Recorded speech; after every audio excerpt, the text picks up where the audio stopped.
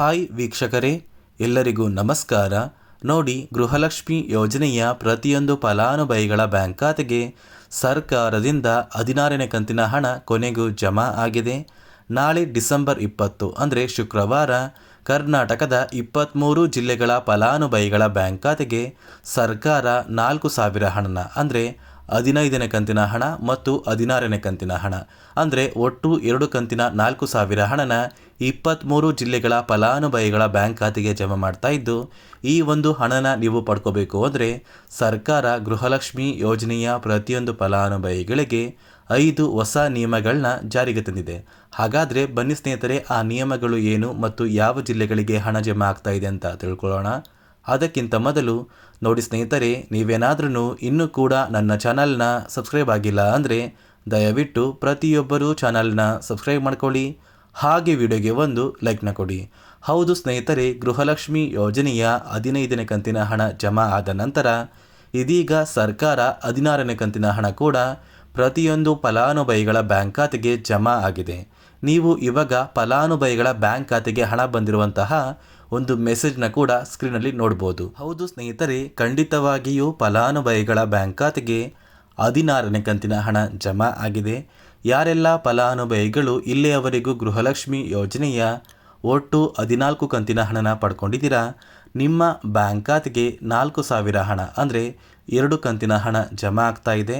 ನಾಳೆ ಶುಕ್ರವಾರ ಡಿಸೆಂಬರ್ 20ರಂದು ಕರ್ನಾಟಕದ 23 ಜಿಲ್ಲೆಗಳ ಫಲಾನುಭವಿಗಳ ಬ್ಯಾಂಕ್ ಖಾತೆಗೆ ಈ 4,000 ಹಣ ಜಮಾ ಆಗ್ತಾ ಇದ್ದು, ಆ ಒಂದು ಜಿಲ್ಲೆಗಳ ಹೆಸರು ಏನು ಅಂತ ತಿಳ್ಕೊಳ್ಳೋಣ. ಮೊದಲಿಗೆ ಸ್ನೇಹಿತರೆ, ಬಾಗಲಕೋಟೆ, ಬೆಂಗಳೂರು ನಗರ, ಬೆಂಗಳೂರು ಗ್ರಾಮಾಂತರ, ಬೆಳಗಾವಿ, ಬಳ್ಳಾರಿ, ಬೀದರ್, ವಿಜಯನಗರ, ಚಾಮರಾಜನಗರ, ಚಿಕ್ಕಬಳ್ಳಾಪುರ, ಚಿಕ್ಕಮಗಳೂರು, ಚಿತ್ರದುರ್ಗ, ದಕ್ಷಿಣ ಕನ್ನಡ, ದಾವಣಗೆರೆ, ಧಾರವಾಡ, ಗದಗ, ಕಲಬುರಗಿ, ಹಾಸನ, ಹಾವೇರಿ, ಕೊಡಗು, ಕೋಲಾರ, ಕೊಪ್ಪಳ, ಮಂಡ್ಯ, ಮೈಸೂರು, ರಾಯಚೂರು, ರಾಮನಗರ, ಶಿವಮೊಗ್ಗ, ತುಮಕೂರು, ಉಡುಪಿ, ಉತ್ತರ ಕನ್ನಡ, ಯಾದಗಿರಿ ಮತ್ತು ಬಿಜಾಪುರ. ಈ 23 ಜಿಲ್ಲೆಯ ಫಲಾನುಭವಿಗಳ ಬ್ಯಾಂಕ್ ಖಾತೆಗೆ ಸರ್ಕಾರದಿಂದ ಗೃಹಲಕ್ಷ್ಮಿ ಯೋಜನೆಯ 4,000 ಹಣ ಅಂದರೆ 15ನೇ ಕಂತಿನ ಹಣ ನಿಮ್ಮ ಬ್ಯಾಂಕ್ ಖಾತೆಗೆ ಜಮಾ ಆಗಿಲ್ಲ ಅಂದರೆ 15ನೇ ಕಂತಿನ ಹಣದ ಜೊತೆ 16ನೇ ಕಂತಿನ ಹಣ ಕೂಡ ಜಮಾ ಆಗ್ತಾ ಇದೆ. ಡಿಸೆಂಬರ್ ತಿಂಗಳು ಮುಗಿಯುವಷ್ಟರಲ್ಲಿ ಪ್ರತಿಯೊಂದು ಫಲಾನುಭವಿಗಳ ಬ್ಯಾಂಕ್ ಖಾತೆಗೆ ಒಟ್ಟು 16 ಕಂತಿನ ಹಣನ ಜಮಾ ಮಾಡುವಂತಹ ಒಂದು ಪ್ರಯತ್ನನ ಸರ್ಕಾರದಿಂದ ನಾವು ಪಡ್ತೀವಿ ಅಂತ ಸಚಿವೆ ಲಕ್ಷ್ಮೀ ಹೆಬ್ಬಾಳ್ಕರ್ ಅವರು ಪ್ರತಿಯೊಂದು ಫಲಾನುಭವಿಗಳಿಗೆ ಒಂದು ಗುಡ್ ನ್ಯೂಸ್ನ ಕೊಟ್ಟಿದ್ದು, ನಿಮ್ಮ ಬ್ಯಾಂಕ್ ಖಾತೆಗೆ ಕೆಲವೇ ದಿನಗಳಲ್ಲಿ ಈ 4,000 ಹಣ ಜಮಾ ಆಗುತ್ತೆ. ಹಂತ ಹಂತವಾಗಿ ಆದಷ್ಟು ಬೇಗ ಪ್ರತಿಯೊಂದು ಫಲಾನುಭವಿಗಳ ಬ್ಯಾಂಕ್ ಖಾತೆಗೆ 16ನೇ ಕಂತಿನ ಹಣ ತಲುಪುತ್ತೆ ಅಂತ ಸಚಿವೆ ಲಕ್ಷ್ಮೀ ಹೆಬ್ಬಾಳ್ಕರ್ ಅವರು ಒಂದು ಭರವಸೆನ ಕೊಟ್ಟಿದ್ದಾರೆ. ಅದೇ ರೀತಿ ಸುಮಾರು 1,30,000 ಫಲಾನುಭವಿಗಳ ಬ್ಯಾಂಕ್ ಖಾತೆಗೆ ಈ ಬಾರಿ 16ನೇ ಕಂತಿನ ಹಣನ ಸರ್ಕಾರ ಕ್ಯಾನ್ಸಲ್ ಮಾಡಿದೆ. ಈ ಒಂದು ಫಲಾನುಭವಿಗಳಿಗೆ ಯಾವುದೇ ರೀತಿಯ ಗೃಹಲಕ್ಷ್ಮಿ ಯೋಜನೆಯ 2,000 ಹಣ ಇನ್ನು ಮುಂದೆ ಜಮಾ ಆಗೋದಿಲ್ಲ ಅಂತ ಸಚಿವೆ ಲಕ್ಷ್ಮೀ ಹೆಬ್ಬಾಳ್ಕರ್ ಅವರು ಮಾಹಿತಿನ ಕೊಟ್ಟಿದ್ದು, ಯಾವ ಕಾರಣಕ್ಕೆ ಈ ಫಲಾನುಭವಿಗಳಿಗೆ ಹಣ ಜಮಾ ಆಗ್ತಾ ಇಲ್ಲ ಅಂದರೆ ಸರ್ಕಾರ ಕೆಲವೇ ದಿನಗಳ ಹಿಂದೆ ಗೃಹಲಕ್ಷ್ಮಿ ಯೋಜನೆಯಲ್ಲಿ 5 ಹೊಸ ನಿಯಮಗಳನ್ನ ಜಾರಿಗೆ ತಂದರು. ಆ 5 ನಿಯಮದ ಆಧಾರದ ಮೇಲೆ ಫಲಾನುಭವಿಗಳ ಬ್ಯಾಂಕ್ ಖಾತೆಗೆ ಈ 2,000 ಹಣ ಜಮಾ ಆಗ್ತಾ ಇದೆ. ಹಾಗಾದರೆ ಬನ್ನಿ ಸ್ನೇಹಿತರೆ, ಆ 5 ನಿಯಮಗಳು ಏನು, ಆ ಒಂದು ನಿಯಮಗಳನ್ನ ಕಡ್ಡಾಯವಾಗಿ ನೀವು ಪಾಲಿಸಬೇಕಾ ಅಂದರೆ ಹೌದು ಸ್ನೇಹಿತರೆ, ಈ 5 ನಿಯಮಗಳನ್ನ ನೀವು ಕಡ್ಡಾಯವಾಗಿ ಪಾಲಿಸಿದರೆ ಮಾತ್ರ ನಿಮ್ಮ ಬ್ಯಾಂಕ್ ಖಾತೆಗೆ 2,000 ಹಣ ಬರೋದು. ಹಾಗಾದರೆ ಬನ್ನಿ ಸ್ನೇಹಿತರೆ, ಆ 5 ನಿಯಮಗಳು ಏನು ಅಂತ ತಿಳ್ಕೊಳ್ಳೋಣ.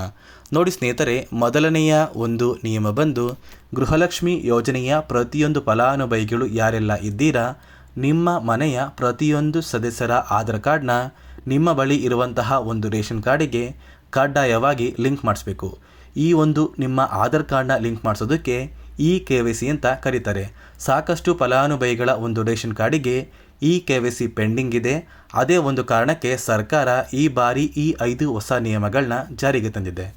ಅದೇ ರೀತಿ ಎರಡನೆಯ ಒಂದು ನಿಯಮ ಬಂದು ಸಾಕಷ್ಟು ಫಲಾನುಭವಿಗಳ ಒಂದು ಆಧಾರ್ ಕಾರ್ಡ್ ಏನಿದೆ, ಆ ಒಂದು ಆಧಾರ್ ಕಾರ್ಡ್ 15 ವರ್ಷ ಅಥವಾ 15 ವರ್ಷಕ್ಕಿಂತ ಹೆಚ್ಚು ಹಳೆಯ ಆಧಾರ್ ಕಾರ್ಡ್ ಆಗಿದೆ. ಈ ಒಂದು ಫಲಾನುಭವಿಗಳು ಅವರ ಆಧಾರ್ ಕಾರ್ಡ್ಗೆ ಯಾವುದೇ ರೀತಿಯ ತಿದ್ದುಪಡಿ ಕೂಡ ಮಾಡಿಸಿಲ್ಲ ಮತ್ತು ಯಾವುದೇ ರೀತಿಯ ಒಂದು ಅಪ್ಡೇಟ್ನ ಕೂಡ ಮಾಡಿಸಿಲ್ಲ.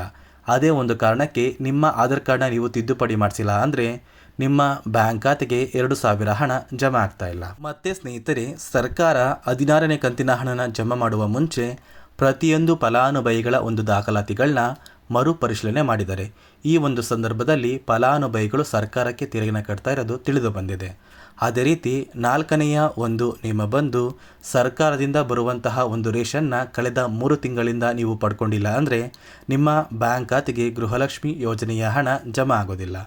ಮತ್ತು ಸ್ನೇಹಿತರೆ, 5ನೆಯ ಒಂದು ನಿಯಮ ಬಂದು ನಿಮ್ಮ ಒಂದು ವಾರ್ಷಿಕ ಆದಾಯ 7 ಲಕ್ಷಕ್ಕಿಂತ ಕಡಿಮೆ ಇರಬೇಕು.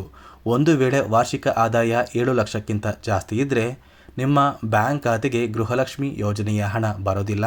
ಈ 5 ನಿಯಮದ ಆಧಾರದ ಮೇಲೆ ಪ್ರತಿಯೊಂದು ಫಲಾನುಭವಿಗಳಿಗೂ ಹಣ ಜಮಾ ಆಗ್ತಾ ಇದೆ. ನಾಳೆ ಶುಕ್ರವಾರ ಡಿಸೆಂಬರ್ 20ರಂದು ಕರ್ನಾಟಕದಲ್ಲಿ ಇರುವಂತಹ 23 ಜಿಲ್ಲೆಗಳ ಫಲಾನುಭವಿಗಳಿಗೆ ಈ ಗೃಹಲಕ್ಷ್ಮಿ ಯೋಜನೆಯ 16ನೇ ಕಂತಿನ ಹಣದ ಜೊತೆ 15ನೇ ಕಂತಿನ ಹಣ ಪೆಂಡಿಂಗ್ ಇದ್ದರೆ ಆದಷ್ಟು ಬೇಗ ಜಮಾ ಆಗುತ್ತೆ. ಕೆಲವೇ ದಿನಗಳಲ್ಲಿ ಪ್ರತಿಯೊಂದು ಫಲಾನುಭವಿಗಳ ಬ್ಯಾಂಕ್ ಖಾತೆಗೆ ಹಣ ಬರುತ್ತೆ ಅಂತ ಹೇಳ್ತಾ, ಇದಿಷ್ಟು ಗೃಹಲಕ್ಷ್ಮಿ ಯೋಜನೆ ಕುರಿತು ಸರ್ಕಾರದಿಂದ ಬಂದಿರುವಂತಹ ಒಂದು ಹೊಸ ಮಾಹಿತಿಯಾಗಿದೆ. ನೋಡಿ ಸ್ನೇಹಿತರೆ, ನಾನು ಕೊಟ್ಟಿರುವಂತಹ ಮಾಹಿತಿ ನಿಮಗೆ ಇಷ್ಟ ಆಗಿದ್ದರೆ ದಯವಿಟ್ಟು ಪ್ರತಿಯೊಬ್ಬರೂ ನನ್ನ ಚಾನಲ್ನ ಸಬ್ಸ್ಕ್ರೈಬ್ ಮಾಡ್ಕೊಳ್ಳಿ. ಹಾಗೆ ವಿಡಿಯೋಗೆ ಒಂದು ಲೈಕ್ನ ಕೊಡಿ.